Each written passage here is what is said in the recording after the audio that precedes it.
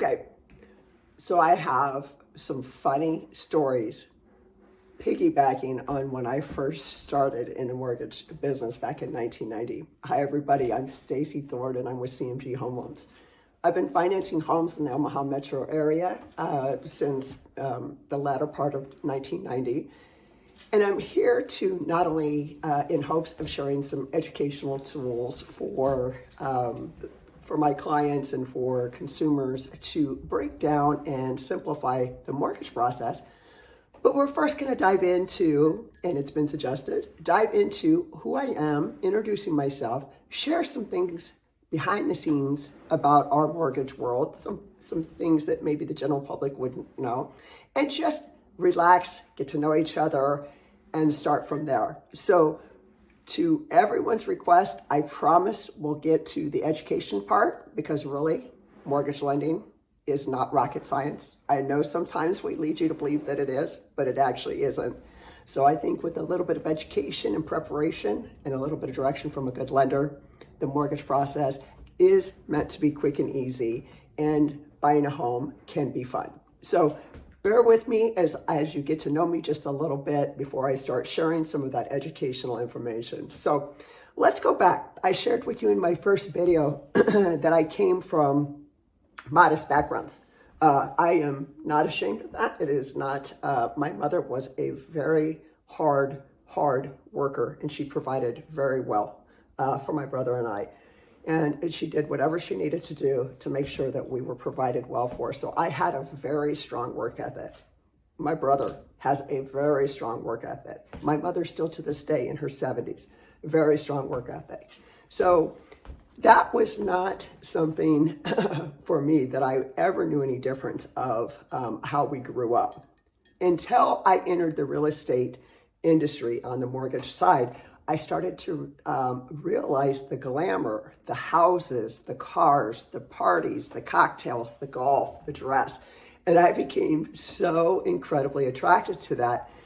Yet here I am, still young, 19-year-old kid, and had yet to have an experience with people like this that were successful as they appeared, and we'll get to that at a later time. But people who appeared to be successful and glamorous and all of that. So I wanted that. And I'm going to tell you a really embarrassing story, and I can't believe I'm sharing this. So my very first car after I started in the mortgage business was a Probe. I don't know if anybody remembers the Ford Probe. I had a green Ford Probe. And at that time, do you remember the old car cell phones that just came out? You kind of dialed them. They said kind of, you had them, went in and had them attached to your console, to your car. And then when you push the buttons to dial, it would light up. And then when the person picked up, you could pick up the phone. Well, you also had an antenna off the back of your window. People also used pagers at the time to reach each other. So before this, loan officers would actually get a page. Like I would page them from the office and say, hey, you need to call me right away. 911, we have a problem on a file. And they would pull over at a payphone and call the office. So I wasn't able to afford a pager, nor did I need one, because I was just an office admin still at this point. But I wanted one because I wanted what they had. So I wanted a pager, and I wanted this cell phone. So I actually bought fake ones. For real, I bought fake ones.